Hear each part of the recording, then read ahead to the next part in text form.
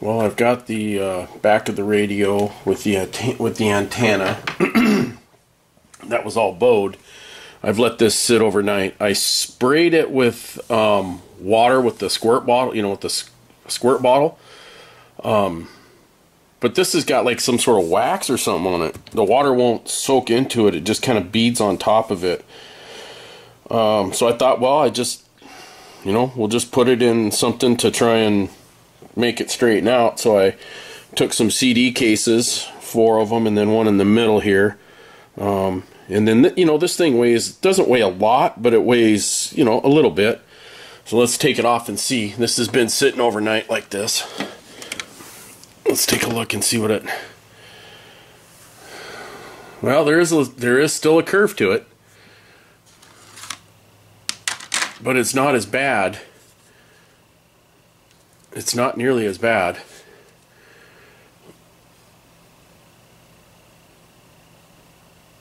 It's still there though. I think with all of this stuff on here and these rivets in here, I don't know how I'd replace these without taking the antenna loop off all the way. This is definitely some sort of wax impregnated or wax covered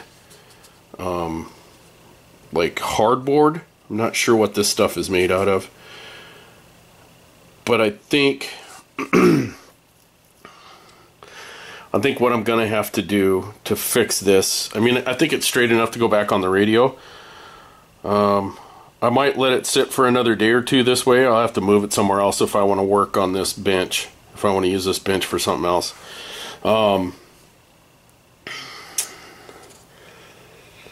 Yeah, I think I'm gonna have to get some metal. I think metal might be the way to go on this, because this is the way it goes on here, so you can kind of see the shape how it should be. And I think there might be room, maybe if I drill this one out and then I can slide the metal, make it... I think there's a broken off piece on the radio that we might be able to use as a pattern, because it's going to be the same on both sides. Obviously this needs to be open for air to come in, and this needs to be open for air to come out, so you get that convection airflow. So obviously this was open, right, for airflow as well. I think maybe it wasn't open on the top. We'll have to look and see on that case. It may have been opened on the top. I would think it would be, just for the airflow. Yeah, so I'll probably drill this rivet out and this rivet out, and then I'll slide the metal up in here. I may do the same thing here, drill this rivet out, slide the metal up in here, and then either put another rivet in there or a machine screw, a small, like a number 6 by 1/4 inch machine screw. I really don't want to do that, but I don't think I'm going to be able to get these. They're not really, they look more like eyelets, like brass eyelets. I'm not sure. Maybe a pop rivet with a washer on both sides, and pop rivet that in there, and then glue it, put some epoxy. I don't know if it's going to stick to the wax though. Maybe I'll have to sand it off where I'm gonna glue it on there, so it'll have this to hold it. Maybe I can make the metal. I'll have to think about this. I think it's going to have to go up underneath this though. Maybe we'll put this back down on here.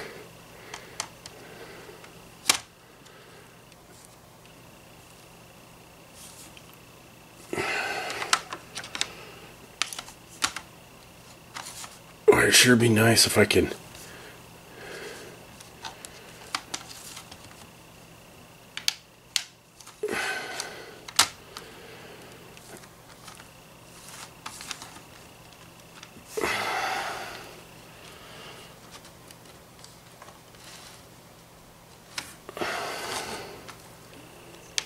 Let's try that.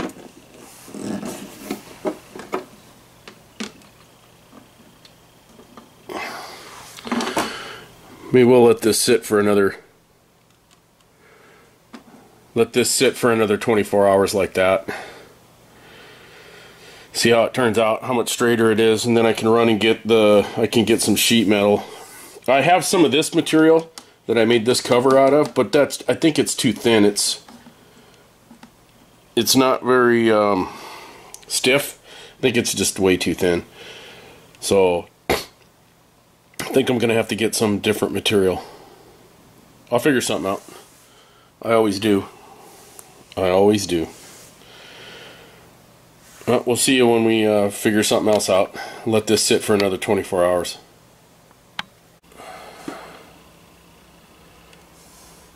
Well, I've been working on the back of the radio here with the antenna attached to it. I let it sit for a couple of days, like we know with those CD cases and the pardon me, and the tube tester for a weight. It straightened it out, and then I took it out and I let it sit for a little while I was fabricating up mounts, and I come back to it, and this is what it did again. It's not as severe, but it's still got a pretty good bend to it. So I'm not sure how I'm going to fix this. I've been thinking when I move it, when I straighten it out, you can see that it moves a little bit in the between the antenna and this. So I'm thinking maybe I could glue, I don't know. We'll see how it fits really good on the back. I fabricated mounts, as you can see. I fabricated mounts so it can mount to the radio now, like it's supposed to. A screw here and a screw here, and then these push pins in the holes into the Bakelite case or plastic case. Bakelite, plastic, I'm not sure which it is. And it fits in there real good. So I think the next thing to do is to solder the wires back onto the antenna, attach it to the radio, and pull the radio carcass or the chassis back out of the cabinet, and probably proceed with the alignment. I think that's probably the next step. Once I get the alignment done, I think I'm pretty much done with this. I don't know. I've been thinking about painting these to match this, but I don't know if it's worth it or not. I mean, it's kind of a crappy setup anyway, but it does work. So, I mean, such is life. Nothing's ever perfect when it's, I think this thing's from 1940 something. I mean, nothing's ever perfect when it's this old. If I could make a new one back of these and print all of this stuff back onto it, I would do it. I would do it in a heartbeat, make a new one of these. But I don't have the way to print stuff onto here like this. And I think it would be weird without this. I could make a new one and then attach this with the rivets, the antenna to this with the rivets, and probably use a screw here, a brass screw, and solder it, right? So everything's, because this is a brass rivet through here that's been soldered for the wire, like these guys are. I think they're eyelets, not rivets, but whatever. So I just think it's too much trouble, and it wouldn't look right to me without this stuff on the back, but it doesn't look right with this, so I don't know. Let me know what you think in the comments down below, I guess, of what this what you think of this setup I've made here. I'll get it attached to the radio, and we'll get the radio chassis out of the cabinet, and we'll check to see where the alignment is. The radio receives very well, so it may not need an alignment. I'll just check where the RF is sitting, and then we'll, if they're where they're supposed to be, which I think is 455, I'll have to look at the paperwork again. If they're where they're supposed to be, then I think the only thing to do is probably check the, is to tune up the capacitors, those variable capacitors on the tuning gang. And then we'll see how it works. I really like how that new speaker sounds. That new speaker sounds very good. It does sound very nice. And I'm gonna, once I get that done, I'll let the radio run for a couple of days like I normally do. I always want to run these radios for a while, see if anything fails. These tubes can fail and stuff. I did not order a new a new 12 SJ7. I'm going to go with the H for now. If I run across this JH tube, I will I'll go ahead and buy it. But I'm not, if I have to make a tube order for another radio, the next time I order tubes, I'll include one of these because it's $3. It's going to cost more to ship it, so I'll just hold off on that. It's no big deal to pull this out and change that. So I might cut this. This cut looks kind of stupid. I don't know. I may leave it. Nobody's ever going to really look at the back of these radios very often. They're going to, a lot of people just put them on the shelf and don't even play them. So, all right, I'll be back when I get this installed and the radio cabinet out and we're set up to do the to check the IF alignment.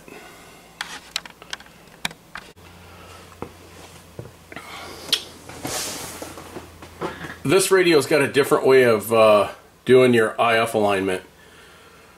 For the first IF can, you hook your signal from your signal generator to pin 2 of the SF7. I believe that's right, SF7.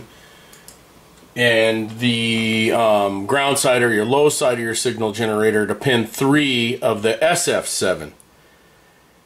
And you set the first IF can. And then you move your signal to the S.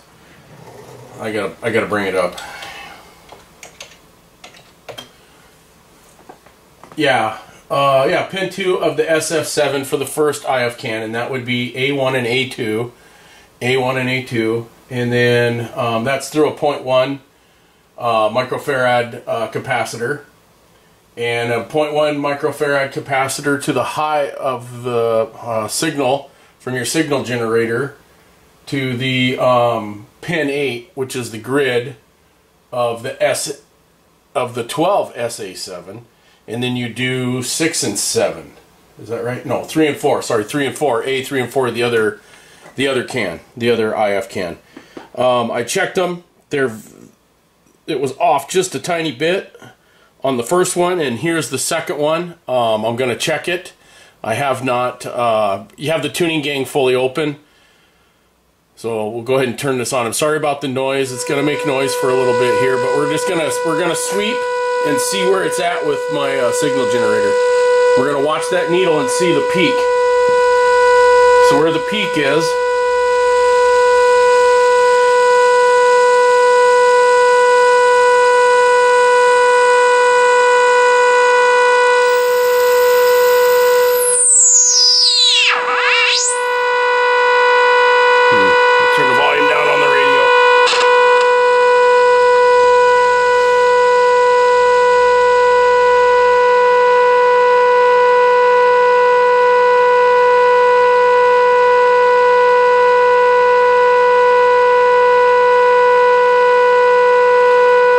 that's the high,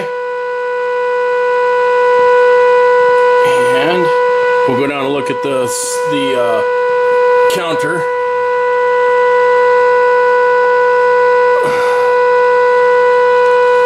We'll go down and look at the counter. Yeah, it's right there. Come on.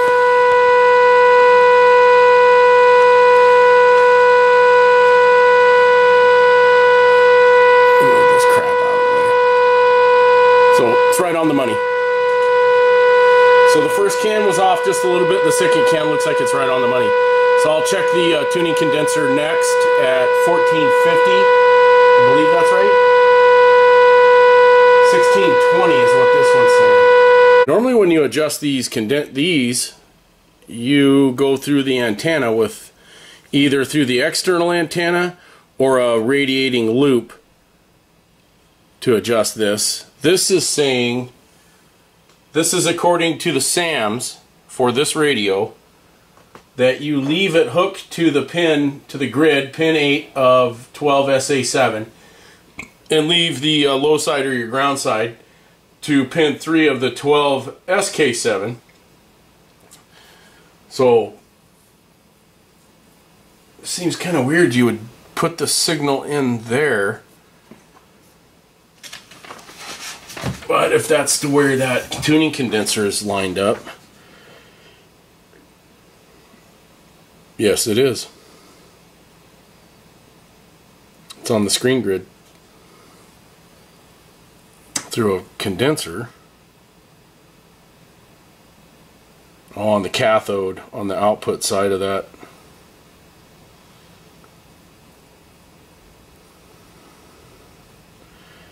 Well, I'm just gonna check it real quick. Let's just tune the signal generator to, it says to adjust it for maximum output. So 1620.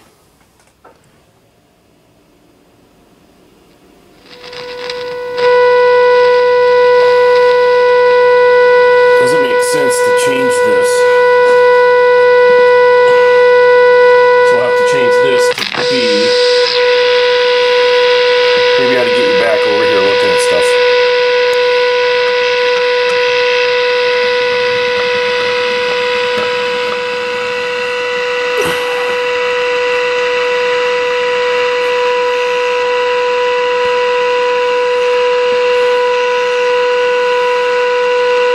Are we even going to be able to?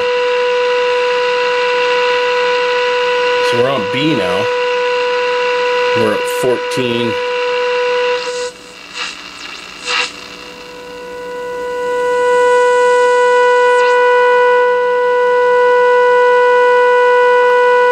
So that's 1552.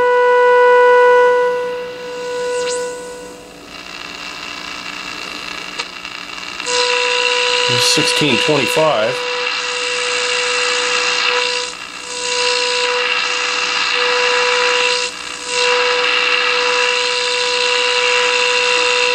Am I doing this right? Is it supposed to be 1450?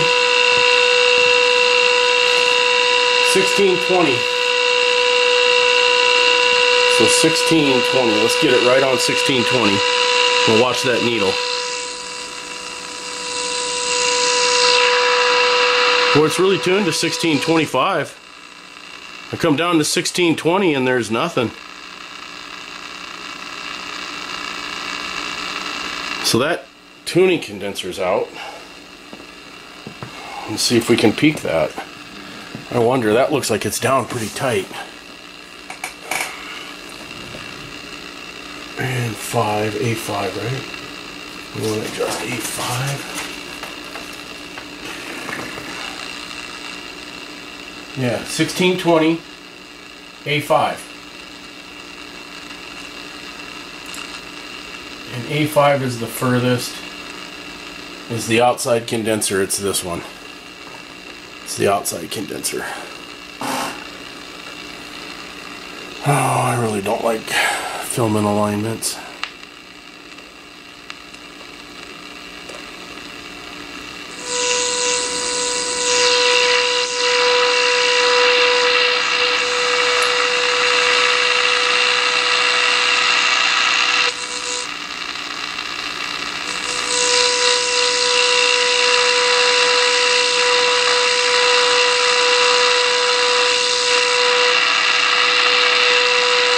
There's definitely a peak. If we unscrew it, do we find another peak? And do we find another one?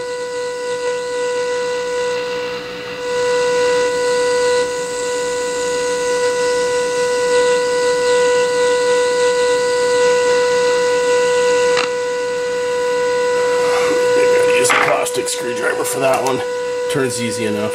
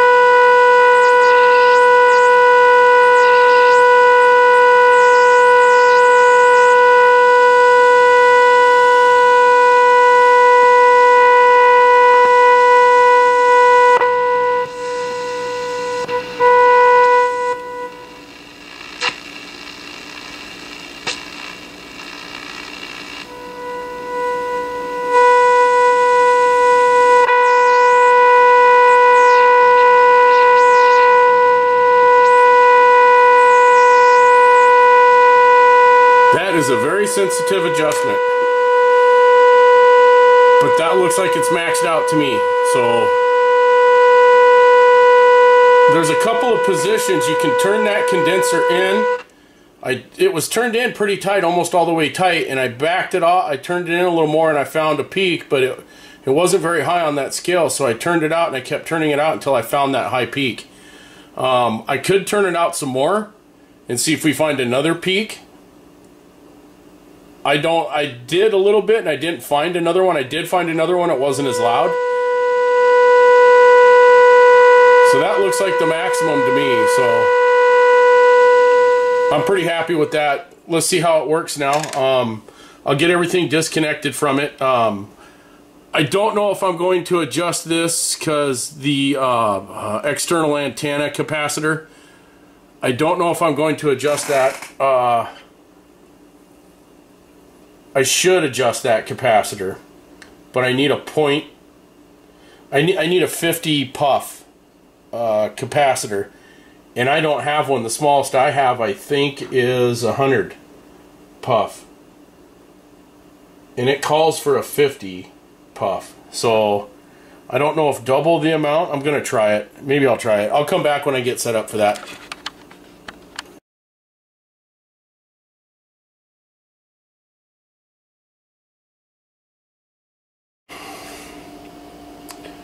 Alright, so I'm starting with the tuning condenser fully open. We have 118 volts supplied through the isolation transformer right now. I don't know if I'll paint this or not. I was thinking about painting this dial gold, because that'll match the numbers that are on the lens. But it looks pretty good brown through the window too, so I don't know. I might leave it the way it is. I'll see if I have some gold model paint or something. So that's at the top of the band right there. Condenser fully open. Now I'm moving it. This Black Music Month moment is brought to you by Safeway.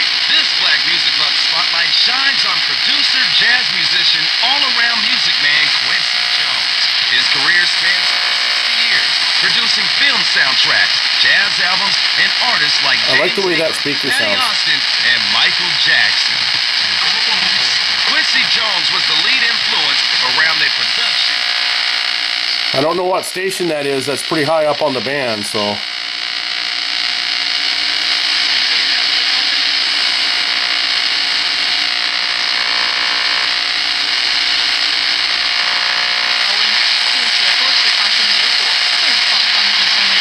Heard that station before.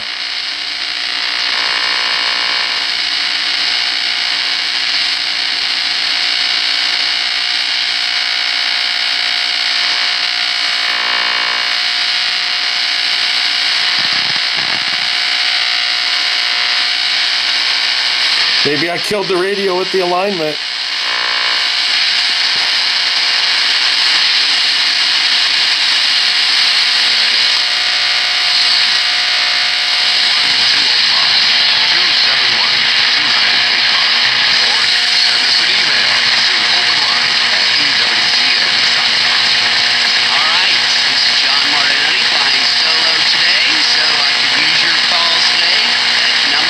I've never heard that station before. Welcome systems here. And those are the systems that are being put in place. And I'm optimistic that with the right attention to this, we can deal with this much better going forward. Dr. Richard Besser at the Robert Wood Johnson Foundation. Our chief medical correspondent here at ABC News, Dr. Jennifer Ashton, joins us next. I'm Aaron Katursky. You're listening to an ABC News special. Traffic. In Seattle, watching a medical emergency at First Avenue. So 1000 comes in pretty good. It usually doesn't come in all that great. Posturing to get to that, right? They go back to this. It's what, 89 days since they signed the temporary agreement to say, hey, let's get some back sports to work. talk.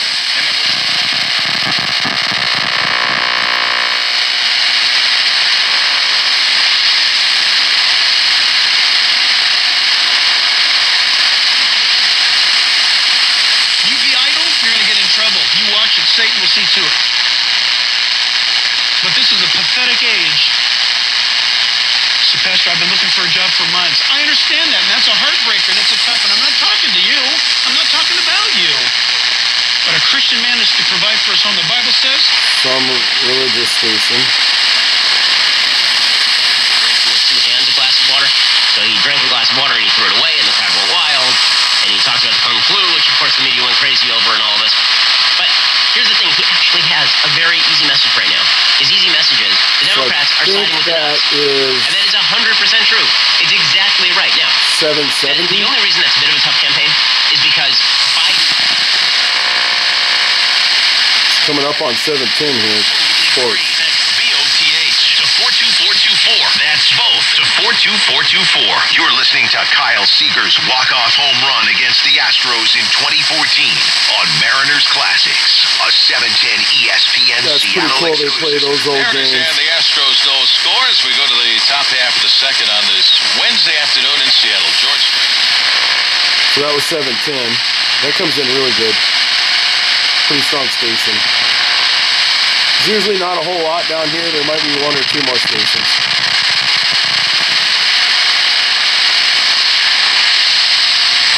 And I, again, bring this case in Florida about the killing of Jermaine McDean. That was a hard-fought case, and it's going to be hard-fought in civil court.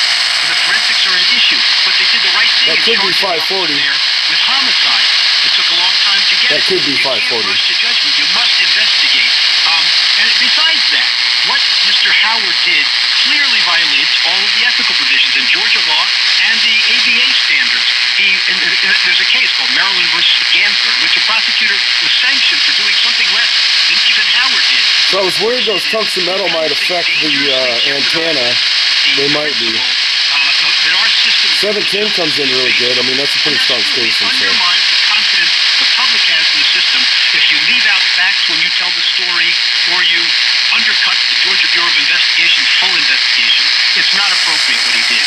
All right, quick break. More with Greg Jarrett, David Schoen on the other side. Yeah, that's 540. Sean Hannity's on 540. So that's the end of the dial. Great service. Well, I drug the Adreno out, and the Adreno AM transmitter. Pretty simple setup. I am going to put this in an enclosure sometime, but the sound quality just isn't quite there. No matter what radio I play this on, I've got a really nice handheld AM radio here. Let's get it out. Yeah. And it sounds, the sound on this is the same as that. So the sound quality is this, and I'm not sure why it's not all that great. I thought it was the other radios when I played it before, but this radio's got a brand new speaker, and it sounds good on the AM transmission, but this, it sounds a little, I don't know, distorted. It could be the size of this capacitor, but the prints call for a 10 microfarad, and that's a 10 microfarad. I've tried other sizes, and it doesn't really matter all that much. It doesn't. It just changes the tone deeper the bigger you get. It seems like there's more bass, I guess. I don't know if I have anything smaller than that. I'll have to dig through. I have tried like regular, not electrolytic. I tried, you know, just regular capacitors, and it sounds really bad. But here is the shadow on the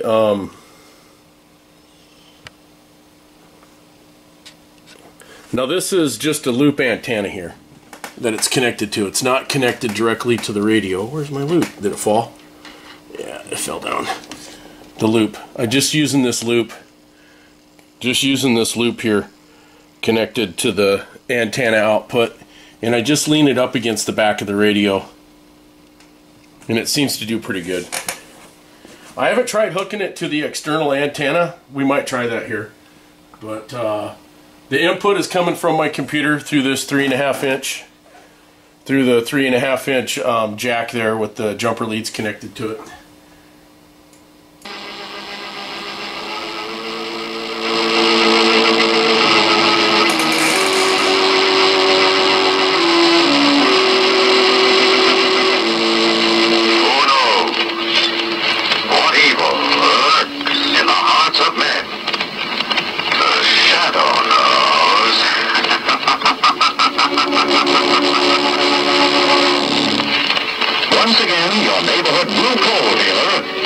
the thrilling adventures of the Shadow, the hard and relentless fight of one man against the forces of evil. These dramatizations are designed to demonstrate forcefully to old and young alike. You can hear the distortion. It's not the radio. There is enough anthracite for all the lucky householders whose homes are heated with hard coal. These homes are enjoying healthful warmth in every room.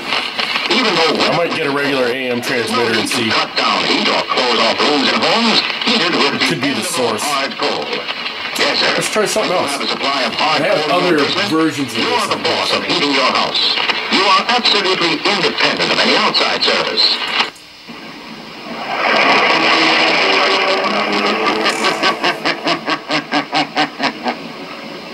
Who knows what evil lurks in the hearts of men?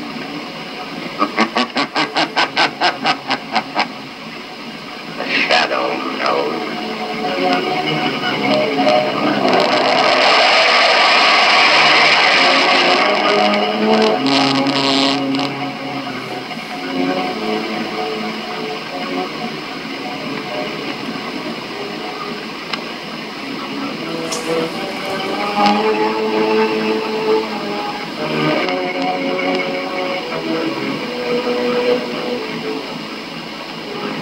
Let's try a different one.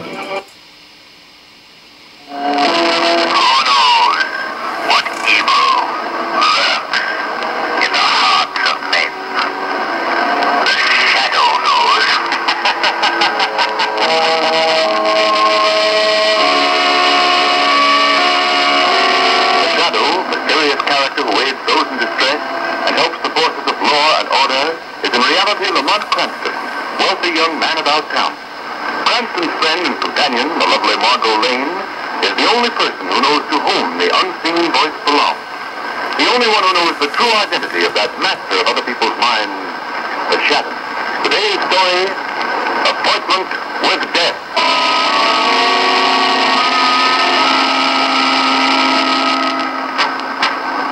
Number 2214, Warden. Oh, yes. Come in, Blackie. All right, Joe, you can go. Yes, sir. Well, I think that's enough. Well, kick the camera. There you go. Another one done. I'm fairly satisfied with the function of this. Let's turn this off and put it back on radio. And that's why they want more speed. That's why Marquis Blair is an interesting one to watch, because you like his... New York Times four times a day with all of these different publications. Not a single word of it has been true about anything, particularly the Russia investigation. So, I guess, see how the back turned out here. I'll show you the back. The little push clips are installed.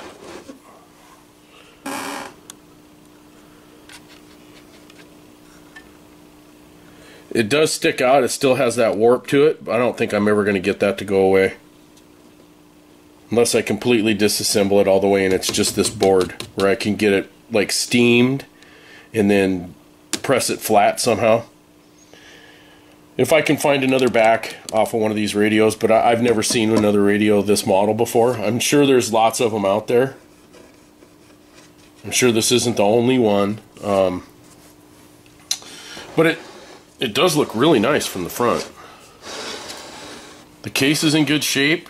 The dial looks good. The knobs are all original. The grill cloth is okay. I mean, it's a little bit loose, but it's nice. It's not dirty, not dirtied up so bad. So, all in all, I think it's a pretty nice radio.